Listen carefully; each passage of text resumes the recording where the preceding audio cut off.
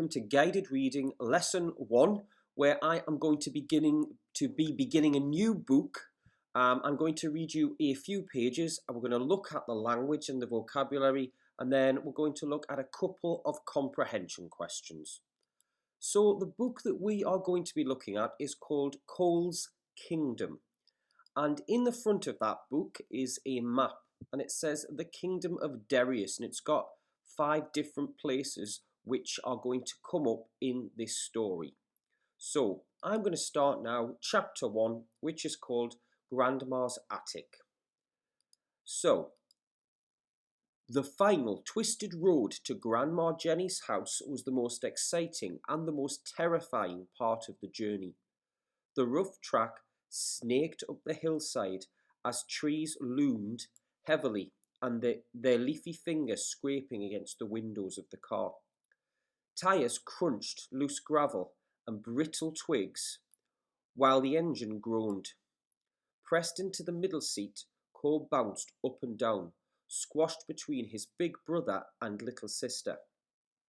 "It's a bit like a journey to another world, isn't it?" said Cole, craning over his sister Mara to catch a glimpse of Grandma Jenny's house through the trees.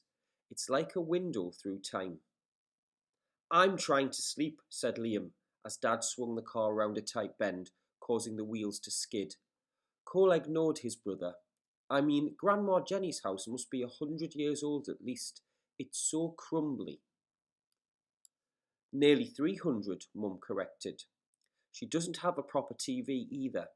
Just that boxy thing, and her phone is stuck to the wall.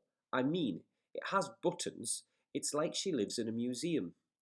"Well, don't tell Grandma that, for goodness sake," said Mum. "You'll hurt her feelings." "They didn't even have TVs 300 years ago," Mara scoffed, without looking up from her book. "Even I know that. And I'm not even in high school yet." Cole had only been 3 years old when he had been adopted into the family. But, for as long as he could remember, Mara had always been too clever for her own good. Now that she was 9 and he was 11, she never missed a chance to make him look foolish. "Yeah, thanks, Mara," said Cole. "You're welcome, Cole," she smiled in the least friendly way possible. Okay, let's take a look at the vocabulary that I've highlighted on this page. So the first one is loomed. It says, the rough track snaked up the hillside as trees loomed heavily. And what that means is the trees are large and it's like they're leaning over you. It's not it could indicate that it's not a nice environment, that the trees are overhead. Maybe they're a bit intimidating and they're making you feel very small. Loom. The next word is brittle.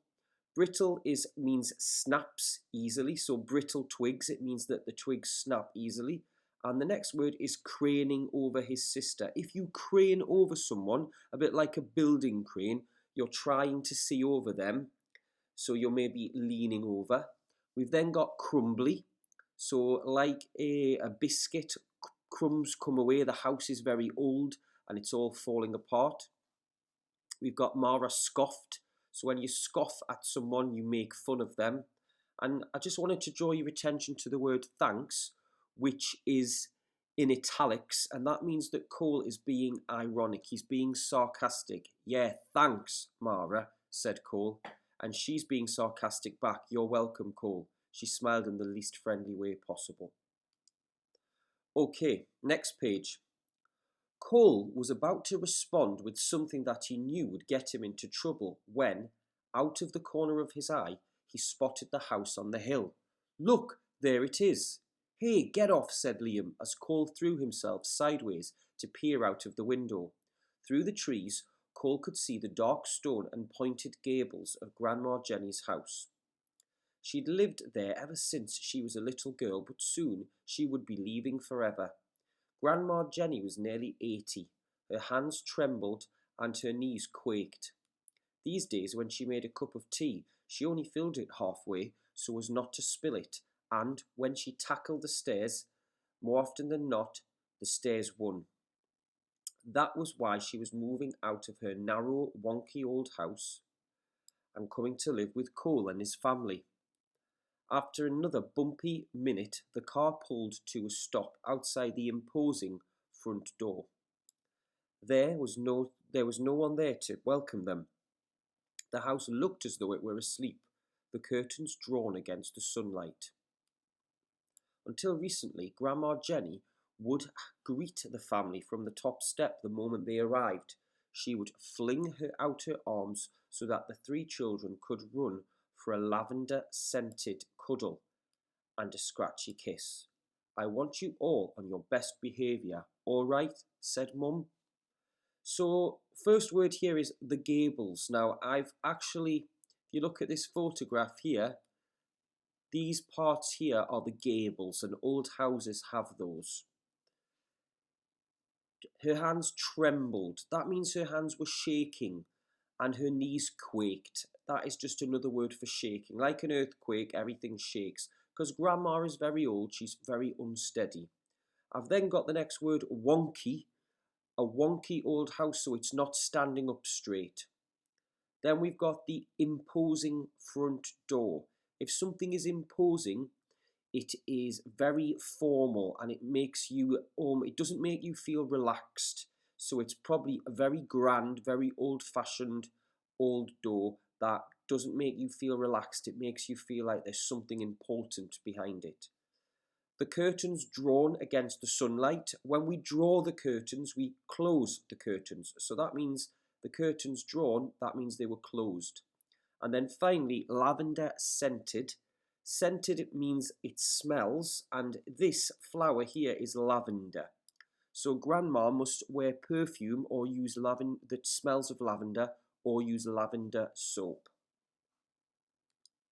So, the first question, I would like you to write number 1 down, and then you are going to answer this question. So it says, the rough track snaked up the steep hillside as trees loomed heavily, their leafy fingers scraping against the car.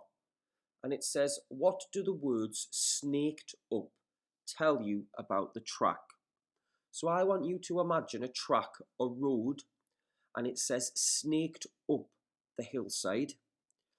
So I'd like you to explain that in a sentence, what snaked up means. Pause the video while you do that. Okay, so if you think of a snake looks like this, yeah? It has bends in it. It's not straight. So when the track snaked up the hillside, it means it was bendy, it wasn't straight. So if you have a hillside like that, and then you have the track is going like that. So you could say the track is zigzagging, the track is not straight, the track is bending. Question 2. They didn't even have TVs 300 years ago, Mara scoffed without looking up from her book. Number 2. So write number 2 in your book. Which word is the most suitable synonym for scoffed? A synonym means it means the same thing. And you have a choice of 4.